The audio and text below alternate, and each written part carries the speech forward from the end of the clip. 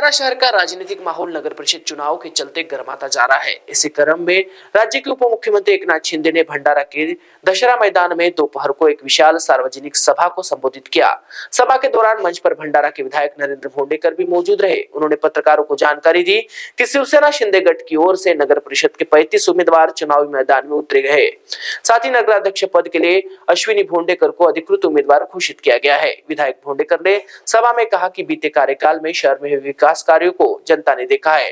आगामी समय में भंडारा शहर को नए विकास मॉडल पर ले जाने के लिए शिंदे गठ पूरी तरह प्रतिबद्ध है। उन्होंने नागरिकों से अपील की कि वे शहर के बेहतर भविष्य और सुव्यवस्थित विकास के लिए शिवसेना शिंदे गठ को अपना समर्थन दे। सभा में बड़ी संख्या में कार्यकर्ता और नागरिक उपस्थित रहे, जिन्होंने नेताओं का जोरदार स्वागत किया और पूरे उत्साह के साथ सभा में भाग लिया।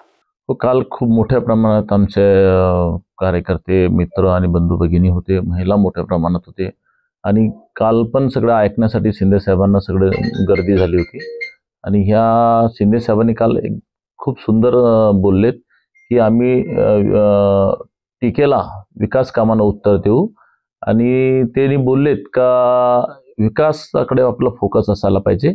विकास केलं तर जनता स्वतः आपल्या सोबत राहते आणि कालपासून वातावरण खूप सुंदर झालेलं आहे, चांगलं झालेलं आहे। विधानसभेसारखंच आता वातावरण विधानसभेपेक्षा चांगलं वातावरण झालेलं आहे आणि आमचा फोकस विकास काम आहे, लोकांच्या हिताचे काम आहे। आम्ही कोणाला पण टीका टिप्पणी करणार नाही। आमच्या कार्यकर्त्यांना भी सांगितलेलं आहे कोणावरती टीका टिप्पणी करू नका। आपण सत्तेमध्ये आहोत, सत्तेमध्ये लोकांना काय देऊ शकतो, सत्तेमध्ये लोकांचं किती चांगलं काम करू शकतो हे आपल्याला दाखवायचं आहे। विरोधकांचं काम आहे टीका टिप्पणी करायचा आणि दुर्भाग्य आहे की आपले मित्र पक्ष काही जर आपल्यावर टीका टिप्पणी करत असतील तर त्यांचा प्रश्न आहे, परंतु आम्ही विकासावर बोलू, विकासाच्याकडे फोकस करू। कारण आता अंतिम 4-5 दिवस राहिलेत।